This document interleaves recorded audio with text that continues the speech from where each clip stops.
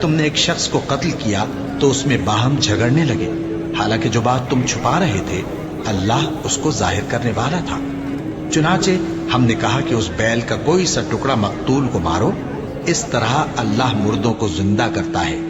اور تم کو اپنی قدرت کی نشانیاں دکھاتا ہے تاکہ تم سمجھو۔ پھر اس کے بعد تمہارے دل سخت ہو گئے گویا وہ پتھر ہیں یا ان سے بھی زیادہ سخت، اور پتھر تو بعضے ایسے ہوتے ہیں کہ ان میں سے چشمے پھوٹ نکلتے ہیں، اور بعضے ایسے ہوتے ہیں کہ پھٹ جاتے ہیں اور ان میں سے پانی نکلنے لگتا ہے، اور بعضے ایسے ہوتے ہیں کہ اللہ کے خوف سے گر پڑتے ہیں، اور اللہ تمہارے کرتوتوں سے بے خبر نہیں۔ مومنو، کیا تم امید رکھتے ہو کہ یہ لوگ تمہارے دین کے قائل ہو جائیں گے؟ حالانکہ ان میں سے کچھ لوگ کلام اللہ یعنی تورات کو سنتے پھر اس کے سمجھ لینے کے بعد اس کو جان بوجھ کر بدل دیتے رہے ہیں،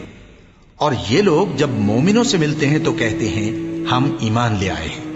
اور جس وقت تنہائی میں ایک دوسرے سے ملتے ہیں تو کہتے ہیں جو بات اللہ نے تم پر ظاہر فرمائی ہے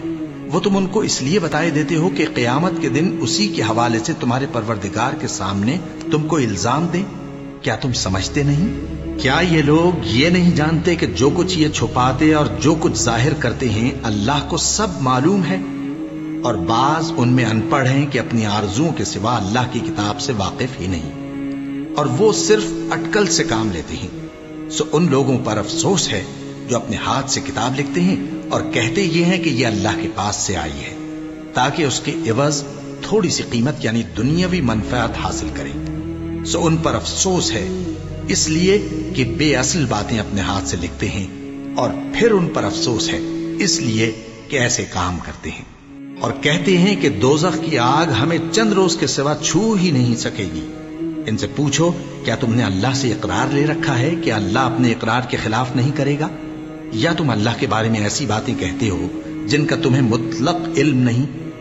ہاں کیوں نہیں،